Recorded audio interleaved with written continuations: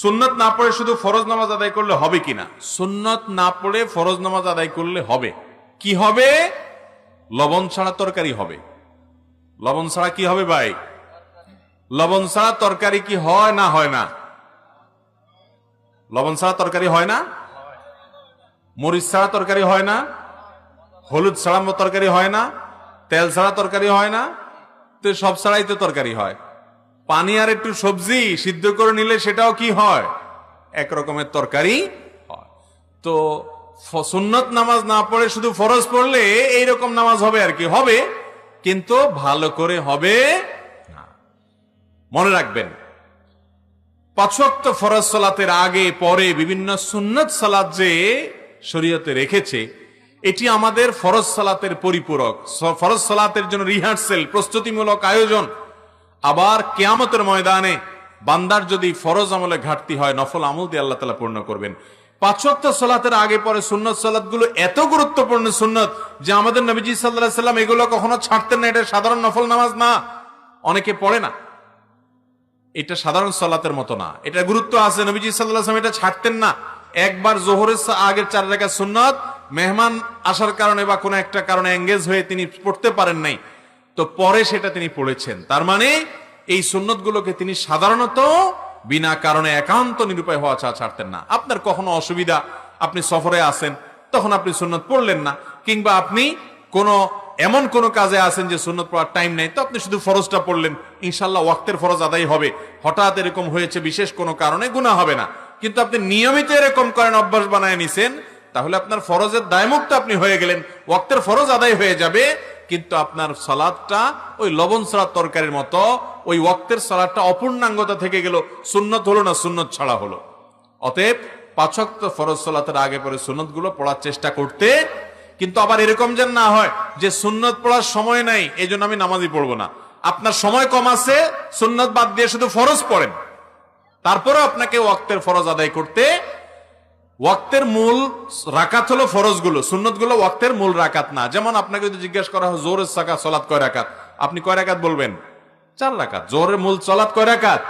4 রাকাত। তার আনুষঙ্গিক সুন্নাত সালাত আছে, মূল সালাত 4 রাকাত। কখনো যদি আপনার মনে হয় আপনি ক্রিকেট খেলার দেখতে গিয়া একবারে নেশায় বুধ হয়ে গেছেন, এখন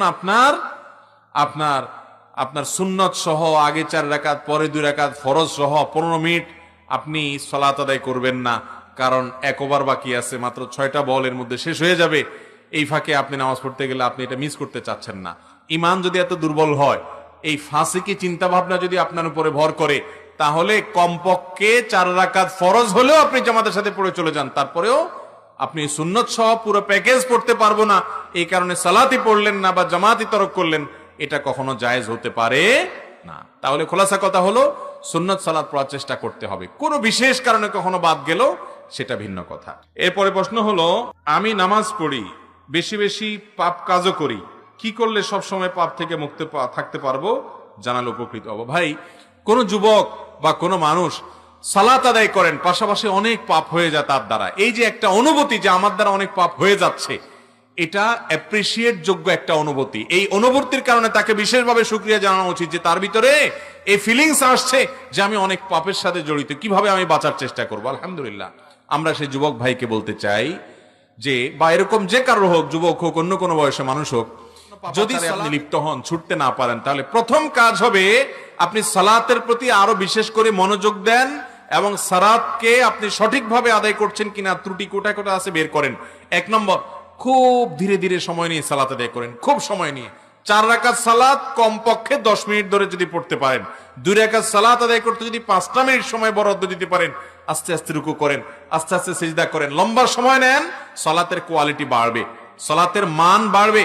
এরপরে মনোযোগের সাথে সালাত আদায় করবেন, মহব্বতের সাথে তাসবিহ পড়বেন রুকুতে, সিজদাতে, এবং যা পড়বেন বুঝে পড়ার চেষ্টা করবেন, নিজের সাথে লড়াই করে হলেও মনোযোগ ধরে রাখার চেষ্টা করবেন। ইনশাআল্লাহ দেখবেন এই সালাত আপনাকে পাপাচার থেকে সরায় আনবে, কারণ আল্লাহ বলেছেন, ইন্নাস সালাতা তানহা আনিল ফাহশাই ওয়াল মুনকার, সালাত মানুষকে অন্যায় অশ্লীল কাজ থেকে বিরত রাখে। 1 নাম্বার 2, পাপের কাজ থেকে বাঁচার জন্য সব সময় রাখতে হবে পাপের পরিবেশ থেকে বাঁচতে হবে। পরিবেশ যেই জায়গায় যেই পরিবেশে গেলে, একজনে ফেসবুকে গেলে আর চোখের গুনাহ থেকে বাঁচতে পারে না, তাহলে সে ফেসবুক ডিএক্টিভ করে ফেলবে। একজনে ইউটিউবে গেলে ওয়াজ শুনতে শুনতে পরে কোথায় কোথায় যায়, আওয়াজের ভিতর ঢুকে যায় সে, তাহলে সে ওইখানে যাবেই না, ওই অ্যাপই ফেলে দিবে। দরকার নেই আমার অনলাইনে ওয়াজ শোনার, ইউটিউবে ওয়াজ শোনার, যে ওয়াজ থেকে আমি আওয়াজে যাইয়া আরো অন্যান্য জগতে চলে যেতে হয়। নিজেকে নিয়ন্ত্রণ করতে পারি না, যার ভিতরে আত্মনিয়ন্ত্রণের ক্ষমতা নাই, সে এসব জায়গায় যাবে না। কারণ যে সে সওয়াব করতে গিয়ে আরো কি করবে, গুনাহ করবে। গুনাহের পরিবেশ থেকে সরে আসলে গুনাহ থেকে, পাপ থেকে বাঁচা সহজ হয়। আল্লাহ এই জন্য বলেছেন লা তাকরাবুজ জিনা ওয়ালা তাকরাবুজ জিনা, জেনার কাছেও যেও না। কারণ আল্লাহ জানেন জেনার কাছে গেলে জেনা থেকে বাঁচতে ফিরে আসতে পারবে না। এই জন্য আগে থেকে বাদ দিতে হয়, গুনার পরিবেশ থেকে সরে আসবেন। নাম্বার 3, পাপাচার থেকে বাঁচার জন্য আল্লাহর কাছে পানা চাইতে হয়। যখন মনটা নরম হবে, একটু চোখের পানি ফেলে কেঁদে দেন, আল্লাহ আমি তো পারি না, আমি তো আর পারছি না, আমি বহু চেষ্টা করি কিন্তু শয়তানের সাথে পেরে উঠি না। তো যেটা বলছিলাম, গুনাহ এবং পাপ থেকে বাঁচার জন্য 3 নম্বর কাজ হলো ভাই, বেশি বেশি করে দোয়া করবেন। দোয়া, 4 নম্বর কাজ হলো বেশি বেশি করে দোয়া করবেন। যত বেশি আল্লাহর কাছে গুনাহ থেকে মাফ পাওয়ার জন্য, গুনাহ থেকে বাঁচার জন্য দোয়া করবেন, আল্লাহ তাআলা হেফাজত করবেন। এবং 5 নম্বর কাজ হলো নেককারদের সান্নিধ্যে থাকবেন। তাহলে আবারও 5টা পয়েন্ট বলতেছি। 5 ওয়াক্ত সালাতকে যত সুন্দর করে, আরো বেশি সময় নিয়ে, আরো মনোযোগের সাথে, আরো মহব্বতের সাথে অর্থ বুঝে বুঝে আদায় করবেন, গুনাহ থেকে বাঁচা সহজ হবে। গুনাহের পরিবেশ থেকে সরে আসবেন, গুনাহের উপকরণগুলো থেকে নিজেকে সরায় নিয়ে আসবেন। আর নাম্বার 3, আল্লাহর কাছে বেশি বেশি কি করবেন, দোয়া করবেন, আল্লাহ যেন হেফাজত করে। এবং নেককারদের সোহবত এবং সান্নিধ্যে থাকবেন বেশি বেশি, ইনশাআল্লাহ গুনাহ থেকে বাঁচা সহজ হবে। স্টাইল করে টাকনোর উপর প্যান্ট পরলে সওয়াব হবে কিনা, ভালো প্রশ্ন। তো আজকাল অনেকে স্টাইল করে কি করে, টাকনোর উপরে প্যান্ট পরে, মানে এটা স্টাইল। স্টাইল যেটা বোঝা যায় কি, সালাতের খবর নাই, ইসলামের অন্য কোনো কাজের খবর নাই, কিন্তু মাশাআল্লাহ টাকনোর উপরে প্যান্ট আছে। তো দেখতে হবে এটা কেন পড়ছে, সে কি হারাম থেকে বাঁচার জন্য করছে, নাকি এটা ফ্যাশনের জন্য করছে। ফ্যাশনের জন্য যদি করে, তাহলে সেক্ষেত্রে এর কারণে সওয়াব হওয়ার কোনো কারণ হতে পারে না। কারণ ইন্নামাল আমালু বিন্নিয়াত, সমস্ত আমল নিয়তের উপর নির্ভর করে। আপনার উদ্দেশ্য যদি হয় দুনিয়া, তাহলে সেক্ষেত্রে দুনিয়াটাই হবে, সওয়াব আল্লাহর কাছে পাবেন না।